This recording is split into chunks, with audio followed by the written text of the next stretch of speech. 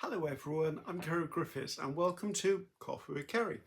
Now, if you've not done one of these before, this is just when I jump on video once a month, choose a topic that's come across my path or sparked my interest, and I have a little bit of a chat about it. Not here to offend anyone, not here to come across as opinionated. Hopefully I give both sides of an argument or a discussion or a viewpoint if there is one.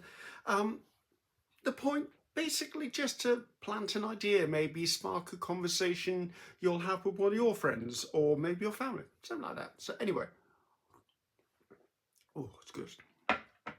Now, as a video content creator, influencer, whatever title, I don't really like titles, but some people want to put them into little packages. Obviously, creating the number of videos I do per month creates quite a bit of planning, which I do. There's a spreadsheet behind you. You can't see it, but there's a spreadsheet. And also it takes quite a lot of prep. So for my process is I have a composition notebook that's divided up into sections. And whenever an idea or anything sparks my imagination or pops into my head, I immediately write it in there. Just a one-liner. If I'm nowhere near the composition notebook, I'll put it in notes on my phone or something, or if I've got a scrap of paper, or I'll write it on a napkin if I'm out having a coffee or something, just to capture that, because I know for me, no memory. Well, I have memory, but not, it's a bit selective sometimes. So I capture it the way I can, and then I put it in there. If it's something that I've got a few ideas about, I'll put a title of it and I'll put a few bullet points underneath, just as trigger points or anchor points for me as a discussion to go, oh, must talk about this, must talk about that, just so I've captured it, because I've got one of those brains that is just a bowl of spaghetti. There is so much going on in it all the time, and thank goodness it is, because I would never achieve what I can if I hadn't got that sort of imagination, vigor for creativity. Everything impresses me, everything influences me, everything I look at inspires me to do something. So anyway, moving away from that. So in the topic I want to choose today, it's about part of that process, and part of that process is prep. So I will visit my Coffee with Ceri section of my composition notebook, and I will pull out the topic I want, and I will leave it written on a sticky note or poster note on my desk for probably 2 or 3 weeks. And as I'm working on other things, I'll glance at it. It marinates in my brain. If there's any ideas, I'll jot them down on that same piece of paper until I get to the area where I'm like, I'm ready. Let's turn the camera on. Let's talk. And that bit of paper is propped up propped up on my little tripod, just so I can see it. So if I look down, you know I'm actually looking at something, because I need to look at something. Now, it's a very similar process when I create a video for YouTube. I create between 10 and 12 videos per month. They normally range between half an hour and an hour long, and those don't come out of thin air. They come from planning, inspiration, prep work. Some of it is an impulse. Say I'm doing a project of my own and I'm like, this might be interesting, let's just turn the camera on. Sometimes when I look back at the footage, I go, oh heck, that was boring as hell, and I just delete it. Other times I'm like, oh, there's something there. And if I can edit it into a coherent video, I will do so and launch it to you guys. However, just by capturing me working, sometimes sparks off 2 or 3 other ideas. So it's that chain effect. But it's the prep time for every video that takes the time. Like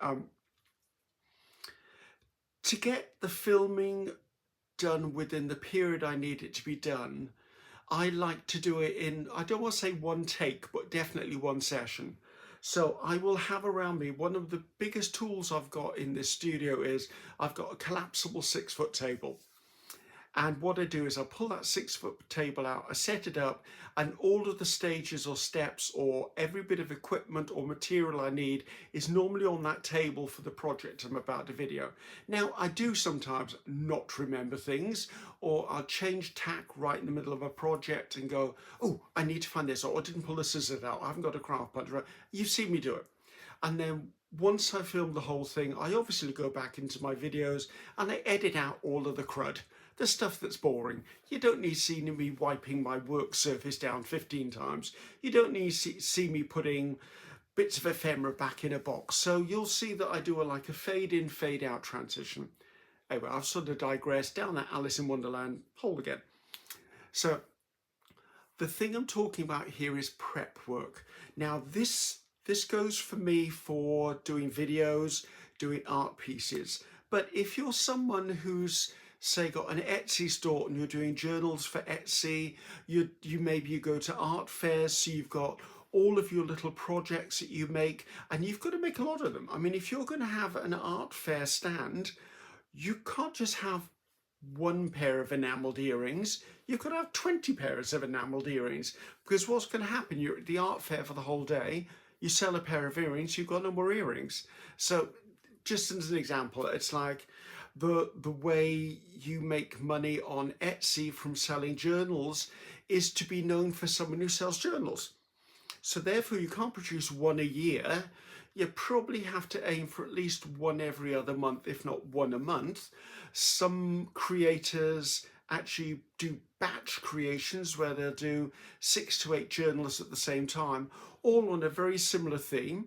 So all of the ephemera, the artwork, the covers and all that are pretty much similar, and they're very formulaic in the way they construct their journals. And that's a good thing. That's working efficiently, because it's very rare that the person who buys one journal is going to buy the same journal twice. So basically, if you're doing 6 to 8 journals and they're all identical, they're probably going to 6 or 8 different households. They're not going to be there comparing, going, oh, look, they did this, it's working smarter. And that's what people do. So with that as sort of an egg of an idea, I use in my artwork and my creativity and in my personal journal making, and before you ask, no, I don't sell my journals. Sometimes I will make one and gift it to a friend or a follower or a subscriber who I know maybe is going through a hard time or going through a pivotal point in their life where I'll think, oh, that person needs some way of capturing these memories or emotions, or sometimes just unburdening yourself into a journal is a great way to just get the mess out of your brain, and you may never read that journal again, but it's helped part of the healing process. Anyway, I digress yet again. Let's call this digressions with Ceri, shall we? So part of the process of making these things is I will use things like coffee dye paper, fussy cuts, postage stamps, ephemera, ink stamps, but gift wrap, you get what I mean.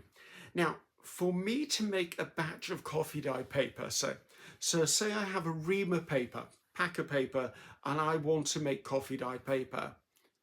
It's a long, boring process.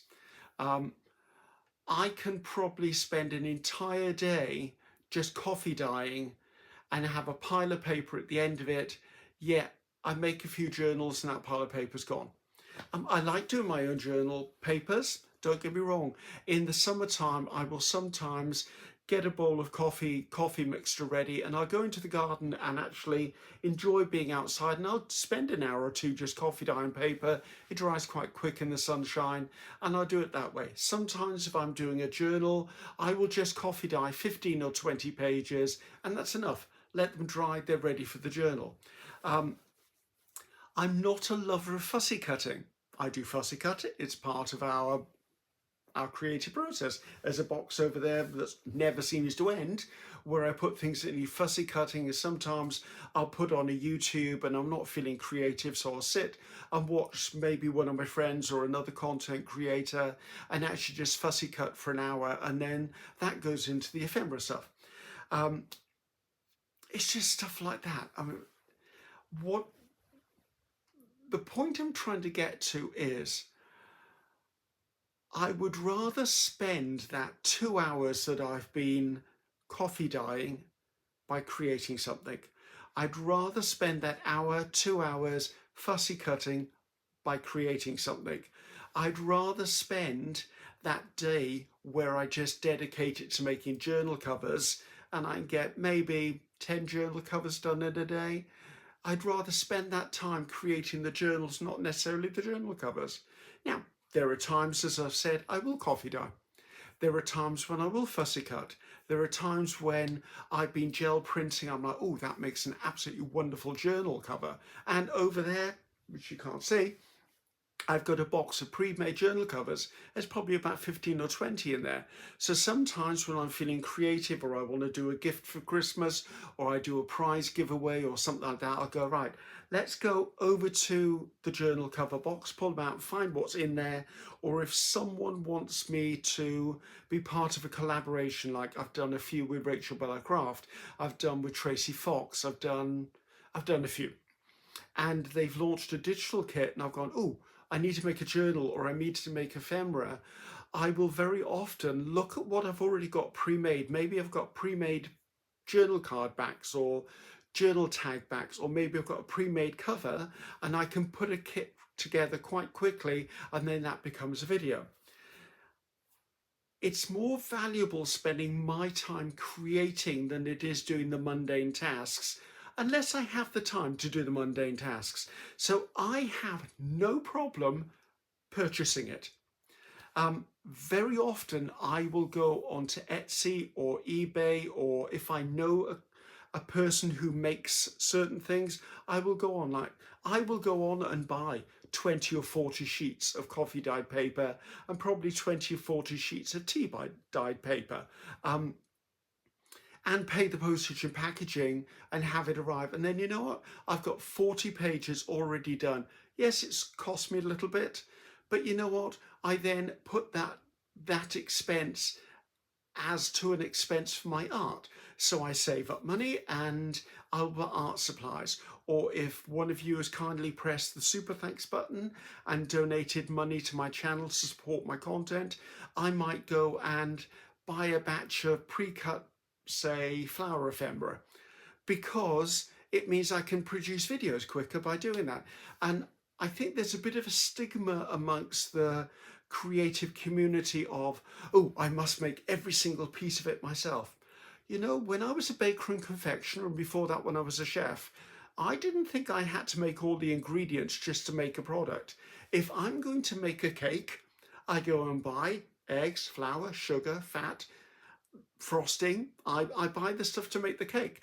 To me, the elements that I use in making a journal or a collage piece or a piece of ephemera, anything, I will take elements and turn them into something of my own. There's nothing wrong with using something someone else has made. I do know several journal makers out there who will actually purchase their journal covers, because there are some people out there who make phenomenal journal covers, stuff that I would never make because it's not my style. Or like I've seen some really elaborate, ornate, Victorian, Edwardian looking journal covers. Now, for me to resource or search for and purchase the right kind of lace, the right kind of cameos, the right kind of beading, the right kind of backing, but by the time I've spent all of that time researching and purchasing all the elements to make one Edwardian Victorian cover, I spent an absolute fortune, when I'd rather buy one already made and inadvertently support another artist who's actually making a living creating these as well, because maybe that's his or her joy, is creating these things. Again, I know that I don't make eco-dyed papers. It's not something, I don't want to be harvesting things from nature, and I then would have to buy a bigger container to actually boil the stuff in. Then that means the kitchen's going to be destroyed for a day. Well, I've got pieces all over the place. And then there's always the gambit, have I spent that time wisely? Have I not spent that time wisely? There are some genius eco-dyers out there. I would rather go and buy a bundle of someone's eco-dyed paper, celebrate their art, use it. I always give credit where credit's due, if I remember who it's from. If I was using a digital kit, I would give that person credit. If I'm doing fussy cuts, probably wouldn't give give credit unless I remembered exactly who it was, because all my fussy cuts get divided into different boxes. I can't remember all the different places I've got them from. I will buy bags of postage stamps that have already been taken off envelopes, because why would I try and save up all my envelopes? And I don't receive that much mail anymore. So, and I certainly wouldn't be able to get the scope of postage stamps that I can by going onto eBay or Etsy and putting in butterfly postage stamps. And you'll probably find there's someone selling them either by weight or they're selling them by number. You know what? I would not be able to get postage stamps from Indonesia, Philippines, Russia, Czechoslovakia, things like that. They're not going to arrive at my house. I have to buy them. It's like, who is it? Rachel at Roxy Creations. Rachel will very often sell bundles of papers. Yeah, Roxy Creations. Oh, she used to be on Etsy. She might be in Kofu now, something like that. I've lost track of that. But she will do vintage papers that are like in Italian and French, or the really old manuscript type papers and ledgers. I can't get that stuff. So, in a nutshell, I feel no guilt whatsoever in purchasing. Sorry, a bit of dry mouth. This coffee's good. I don't remember where I made that one from. I have no problem purchasing stuff in. And I do know some of the journal makers out there who are friends of mine who will quite regularly buy in journal covers. I know that Gail Augustinelli will buy in Kool-Aid dyed papers. She will buy in coffee dyed papers. She will buy in journal covers if she see one that really attracts her. A lot of the time she'll use the journal covers maybe for her own journals, or she will then complete the journal in the style of the journal cover and then sell it on. There's nothing wrong with that.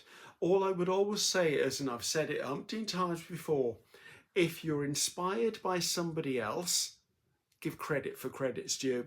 If you're using someone's journal cover, maybe on the inside of the back of the journal cover, I would always write journal cover by and put the name of the artist there.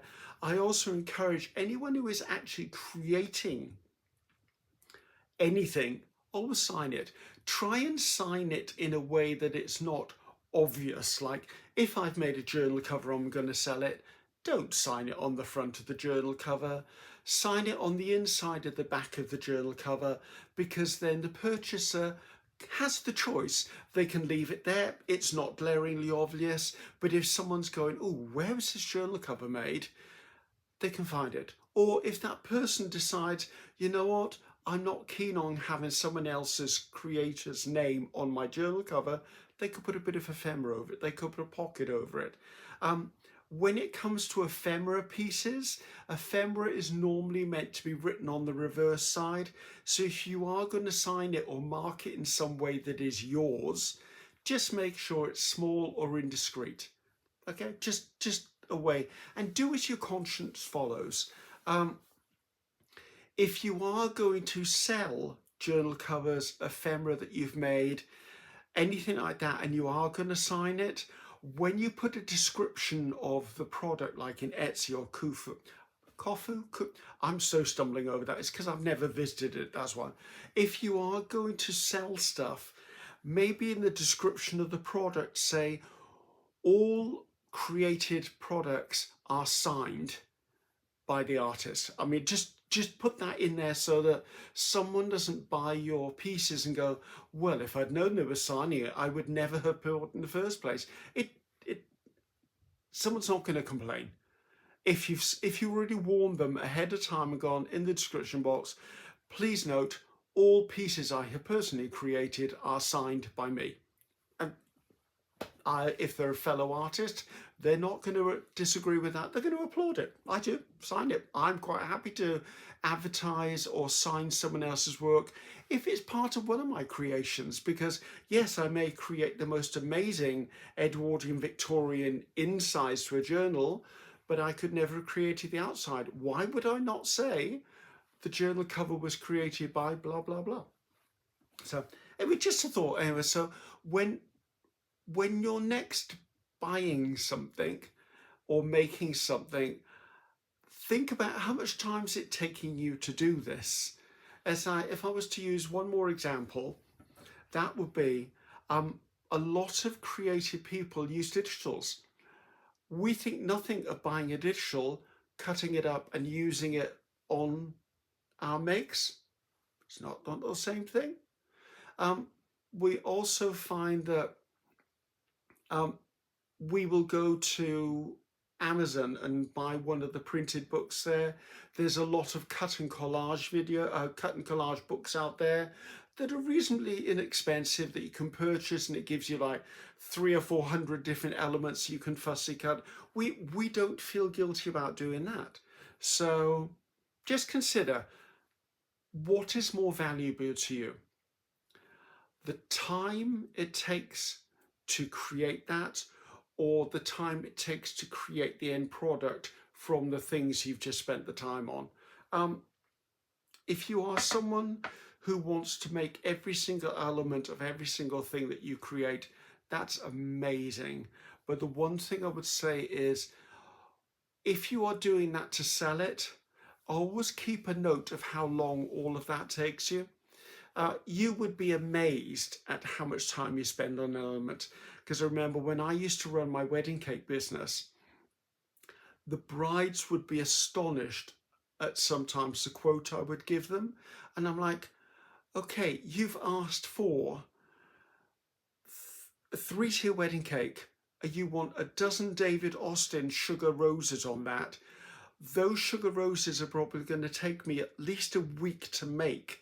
And then I've got the foliage, then I've got baking time, then I've got the fuel to fuel my oven, I've got all the ingredients, I've then got to have all of the dust colours to dust those roses, I've got to buy all the fondant, I've got to make all the different fillings, I've got to do the frosting. And they're like, well, why is it so expensive? Well, not only that, you're having an expert make your wedding cake, and I have spent my life and quite a bit of my savings going to specific classes to learn to make the said roses that you want your wedding cake. So I know it's a bit of a weird example for you guys if you're not into cake making. However, it goes for a journal as well.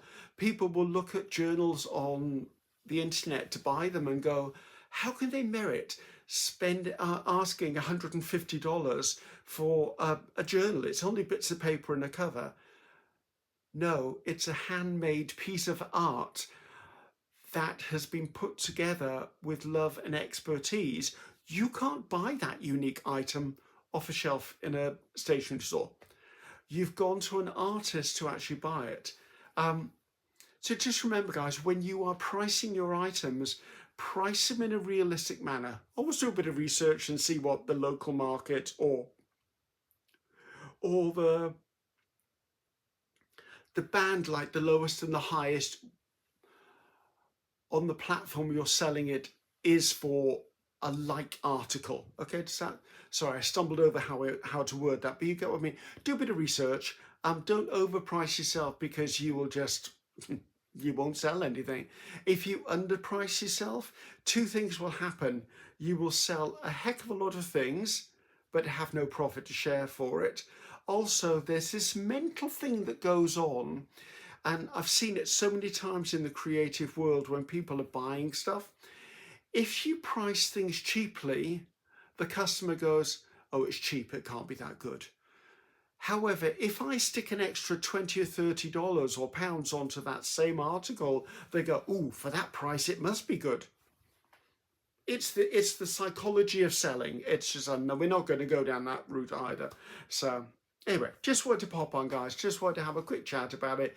Oh, gone over a bit, but I was hoping for 20 minutes. We've gone to 25 here. But anyway, just in a nutshell, guys, that's how I feel about buying stuff in. I think it's a great way to boost your stash. Of course, everything is, if you can afford it, within budget. There's no good starving the family to actually make a journal. Buying digitals are a good investment because you buy them once, you've got them, but always read the copyright rule. How many times can you use that? Can you sell the products you make from it? That sort of thing comes into real consideration. Also, when you are buying journal covers and stuff like that, if it's not stated on their website that you can sell the journal on afterwards, contact the seller. Just send them a quick email and go, my intention is I want to buy your cover, make the journal, and then sell it. Is this okay? Because it's so much easier to ask the question beforehand than it is trying to rectify the problem when it's all gone wrong. Now, the seller should, in their description, say how many times you can use a digital, how many things you can sell it for, what can and cannot be sold if it's someone else's artwork combined with your own artwork. So, right, bit in depth. Okay, guys, it was wonderful to chat with you. I will speak to you next time. So until then, take care, and it's goodbye from Coffee with Kerry. Bye-bye now.